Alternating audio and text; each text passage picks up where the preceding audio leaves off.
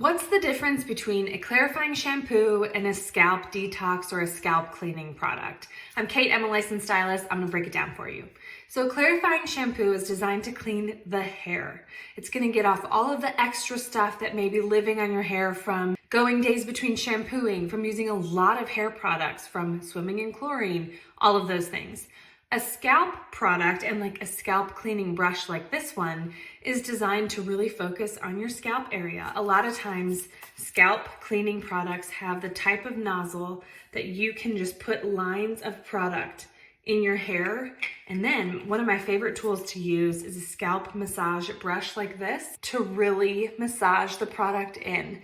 By doing this, you're gonna have more success loosening up any dry skin, any dandruff, oil, residue on your scalp, which can in turn affect your hair, but it'll leave your scalp feeling fresh and healthy and clean.